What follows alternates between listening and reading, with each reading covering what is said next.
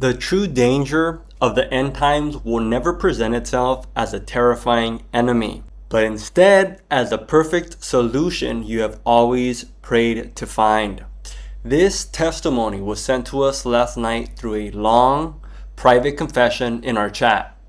It is the shocking vision received by a man after being clinically dead for over 4 minutes.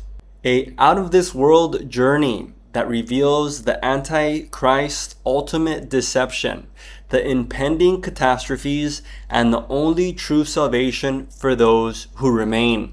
To help you fully immerse yourself in this revelation, I will read his words directly in the first person. Stay until the very last second because what you're about to hear will change the way you look at your future forever. And please subscribe to the channel if you haven't already done so. Enjoy listening. I was dead. I was already gone. I was out of my body before I hit the ground, and I didn't understand it. I didn't. I just knew I was looking down at my own face, and I thought, that's me down there, and I couldn't feel a thing. My name is David Reyes, and I'm from El Paso, Texas. I was a Marine for 12 years, 2 tours in Iraq. I thought I had seen everything a man could see. I thought the worst thing in this world was what people do to each other with guns and bombs. I was wrong. After the Marine Corps, I drove heavy equipment for a pipeline company. We were working a job outside of Midland. One morning, my chest started hurting, just a little pressure, like I pulled a muscle. I kept working. That's what you do. I climbed down to get a wrench out of the truck and my legs just went. I remember my knees hitting the dirt. I remember thinking, get up, Reyes, and I couldn't. My arm went numb. My jaw locked up. I could hear the other guys yelling, but it sounded like they were underwater. Everything went gray, then black. The medic said my heart stopped. They said I was gone before they got the defibrillator on me. I don't know how long, 4 minutes, 6, something like that. But while they were working on my body, I was already somewhere else. I was above them, looking down. I could see my own face. I could see the dust on my boots. And then I felt something pulling me up, and I wasn't afraid at all. The way they were working on me, a medic on my chest, another guy pumping air, I could see it all like I was standing right there, but I wasn't standing. I didn't have a body after all, and that should have scared me. It didn't. The pull kept lifting me higher, and that's when I saw the light. It started as a pinprick, then it grew. It came towards me like it knew exactly where I was, and the closer I got, the more I understood. This light wasn't just brightness, it was alive, it had intelligence, and it loved me. I knew that the way you know your own name. So the light got bigger and finally swallowed everything. And I wasn't looking at the light anymore. I was looking at a person, but not a person like you'd see in a painting. This was Jesus. He was made of light, but he stood in front of me like you're standing there now. And the love coming off him, it went through me like a wave. And every fear I ever carried just fell away. He didn't speak out loud at first. I heard him in my mind, clear as anything. He said, David, there are things you need to see, things that are coming. And you have to tell them when you go back. I didn't want to go back. He said, what I show you will prepare my people. So he touched my hand and the world changed. Then I was somewhere else. I remember thinking, I'm above the Pacific, but I wasn't standing. I could see the whole west coast from the ocean to the mountains. And I saw California move. It didn't just shake. It rolled like the ground had turned to liquid. Los Angeles was on fire before the shaking even stopped. I could see the freeways snap. The 405 just broke in places and cars went over the sides. The tall buildings downtown were swaying and then they went down. I didn't hear the sound, but I felt it in my chest. It hit me like 10 freight trains all at once. And then I was still over the coast, and I remember thinking, this fault just keeps going. San Francisco went next. The Bay Bridge went into the water, and the Golden Gate was just twisted steel. Seattle and Portland, the ground jumped so hard that buildings leaned and fell. There was dust everywhere and people running in the streets with the ground opening up under their feet. I seen a dam break up in the mountains. The water came down through a town and just erased it. Fires started from gas lines and there was nobody to put them out. And then I was somewhere else and I remember thinking, this is the Middle East. I saw a city by the sea. It was a night there and there was a flash. I seen explosions in Iraq, but this wasn't like anything I ever saw. It was white first, too bright to look at, and then orange and black. The shockwave went out in every direction and everything just disappeared. I saw another one after that. To the east, a mushroom cloud over the sand, and the sand turned to glass. Over the Mediterranean, I watched the ship go up in the flash, the water turning to steam around it. And then one in Europe, I saw Berlin, and it wasn't the city you see on TV. It was a crater with fire in the middle. The flash, then the shockwave, then nothing but smoke and broken stone. And then I was over Asia, and I watched the water pull back from the coast of Japan. It went so far you could see the ocean floor, all dark and empty. And then it came back. I saw it hit Tokyo. It wasn't a wave like you see in the beach. It was a wall of water and everything in it. Ships were thrown into buildings and people were on the roofs and then the roofs were gone. I saw Manila underwater and Jakarta the same. The water just stayed there afterward. It didn't go back out like it always does. I saw people walking in the mud after the water went down, just looking at nothing. So then I was over New York and I remember thinking the whole eastern seaboard is just dark. No lights anywhere. I could see people in the streets holding their phones up, but nothing was working. The airports were closed. The bridges were closed. A train had come off the track somewhere in the Midwest, and there was a fire that burned for days. And in Chicago, there was a riot. People broke into stores, not because they were bad people, but because there was nothing left. I saw Atlanta after that. And people were walking out of the city with whatever they could carry. And the gas stations had lines for miles with people fighting at the pumps. The shelves in the big stores were just empty, like the place had been picked clean. And then I saw the bank screens. They all went red at the same time. I could see people lined up at the ATM, but the machines were dead. Money just stopped meaning anything. I saw people burning dollars in piles. Some of them were crying. Some of them just sat on the curb.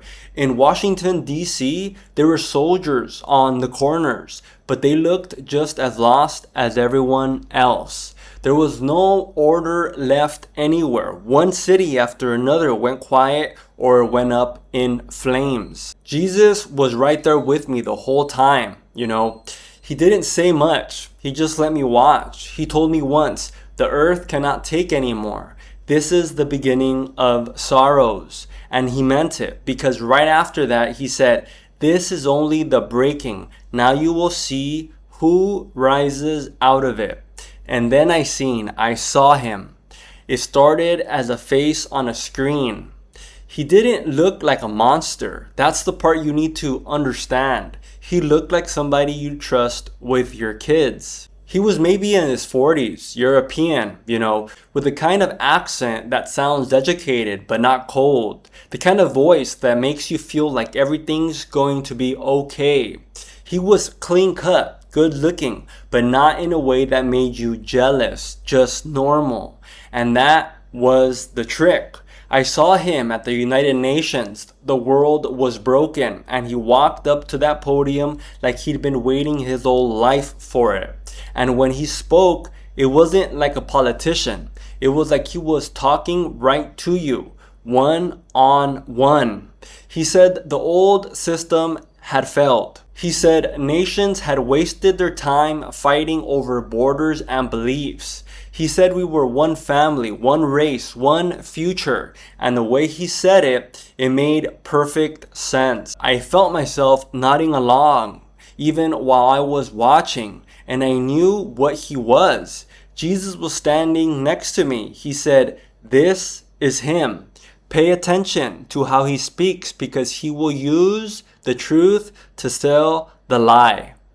So then I was over the Middle East again, and there were flags everywhere. Israel and the Palestinians. They signed something. I don't know what it said exactly, but the people were crying and hugging in the streets. He stood between them with his arms open like he was the answer. And then I saw the nuclear weapons. They were being dismantled. All of them. The news said he had done what no one else could do, and people started calling him the Savior. But every peace deal came with a catch. Jesus showed me this. There was a new global security force. They wore uniforms that looked friendly. No guns you could see, but they were everywhere. And the cameras everywhere. Always watching. That was the next layer. I saw the cameras multiply. I saw the drones. I saw machines that could read your face from a block away and tell if you were angry or scared or lying. It was all presented as keeping the peace, and the peace was real. That's what made it so dangerous. Then I saw the technology. He stood on a stage somewhere and he healed the man. The man had been in a wheelchair. He touched him and the man stood up and walked. The crowd lost their minds, but Jesus told me to look closer. I saw the wires under the man's clothes. I saw the implants. It was, it wasn't real. It was like a show, Nobody wanted to see that. They wanted to believe. He rolled out the Global Harmony Initiative after that. It was all digital. A new currency that worked on your phone and in your hand. No more banks crashing. No more panic at the pumps. It was clean and fast, and fair. But then the social credit started. If you said something against the system, your score dropped. If you helped your neighbor, it went up. And before long, you needed a good score to buy food. Without it, you couldn't keep a job. And if it dropped too low, your kids were out of school. I don't know. It was a trap, but it didn't feel like one, It felt like help. Jesus said, "Watch how the mark comes. It will not be forced at first. It will be offered as a gift." I saw the little chip they put under your skin. They said it would connect you to everything. Doctor visits, banking, identity, all in one place. And at first, people lined up for it. It made life easier, but then it started to change how they thought. I saw a woman trying to pray. She put her hands together and then she stopped, like she forgot the words. And then she put her hand to her forehead where the chip was, and she just stood there listening to nothing. That image stuck with me. It was like watching someone's soul get switched off. Then he started talking about God. He stood in Jerusalem and he didn't deny Jesus. That's the part that shook me. He praised Jesus. He called him a great teacher. But he said all the religions were saying the same thing. He said the Bible had been twisted by men. He quoted scripture, but the words were just different enough. It was like hearing a song played in the wrong key, and people drank it up. Because they were tired of division. He said he was going to rebuild the temple, and he did. I saw it go up in Jerusalem. It was huge, made of stone and light, and this glass that moved. He said it was for everyone, Jews, Muslims, Christians, all in one place. And inside, there was no cross. There was a screen, and the screen was always watching. Jesus told me he doesn't come in hate, he comes in love. And that is why so many will follow him. I saw churches change. Pastors got up in the pulpit and said the old rules didn't matter anymore. They said unity was a new gospel. If you didn't join, you were against peace. They twisted the words so slow that people didn't even notice. And the ones who did notice, they got quiet because they were afraid. The social score, the cameras, the drones, it all pointed at them. That's when I saw the mark for what it really was. It wasn't a number on your hand. It was a whole system. A chip here, a score there, a contract you signed, a pledge you made.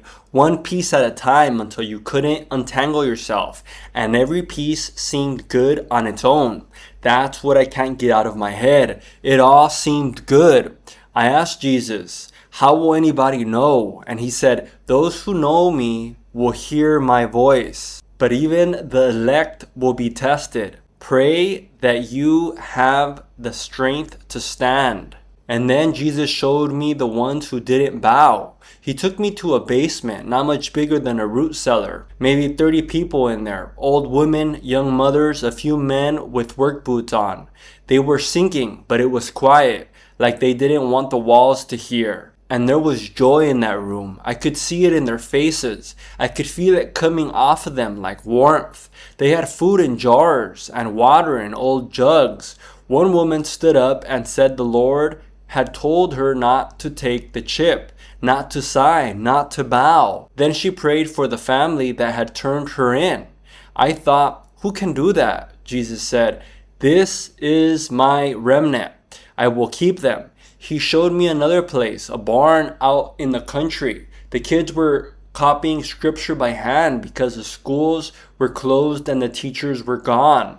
A man with no legs was teaching them. His face was all light. They shared bread when there wasn't enough, and somehow there was always enough. Then Jesus turned to me. His eyes were like fire, but they didn't burn me. He said, the time is short, David. Do not wait until the mark comes to decide. Know me now. Not about me. Know my voice, my word, my spirit. The victory it's already won, but the battle for souls, that's real. The enemy will make it look like love. I said, let me stay with you. And he smiled. He said, you have to go back. Tell them I will never leave them. Not in the storm, not in the shaking, not in the last hour, but they have to choose me. Then I heard shouting like I was underwater, and I felt cold. I opened my eyes and there were lights above me, a ceiling, a nurse leaning over my face. They were saying I was back. One of them told me they had to shock me with a defibrillator, and I thought, man, I'm gonna be paying for that thing for the rest of my life. My chest hurt. The air in my lungs felt like broken glass. I tried to speak, but nothing came, so I closed my eyes and cried. Not from pain, but because I had to leave him. Now I'm here, and I know it wasn't for me. It was for you. The enemy is coming, and he won't look like an enemy. He'll look like the answer. But Jesus is the answer. When the ground shakes and the lights go out, you can't fake it. You'll need to know him like you know your own breath. So don't wait for the mark. Don't wait for the soft voice on the screen. I just know I got to tell people. I don't know how to say it right, but that's my job now. That's all I have for you. That's everything. The story we have just heard is not merely an account of a near-death experience, but a wake-up call sounded straight to our hearts. It reminds us with ruthless force just how fragile our lives are and how we often allow ourselves to be deceived by easy answers and the false certainties of this world, forgetting what truly matters. The deepest message of this vision is not about fearing tomorrow, but about the need to rediscover our faith today, our ability to discern good from evil, and the importance of not giving into the deception when the ground beneath our feet begins to shake. Do not wait for the storm to arrive before asking yourself what foundations you have built your life upon. The time to choose who you are, To love and to seek the truth is right now, before it is too late. If you felt understood while listening to these words, or if you too have gone through an out of this world experience that you have never had the courage to tell anyone, know that you are not alone. If you're going through a dark time, a period of suffering, or simply seeking a safe, judgment-free space where you can share your story and be heard, I invite you to join our community. You will find the link to join our dedicated group right below in the video description and pinned on the top comment. If this story touched your soul, subscribe to the channel and turn on the notification bell so that you don't miss upcoming videos. And before you go, leave a comment telling us what city or country you're listening from.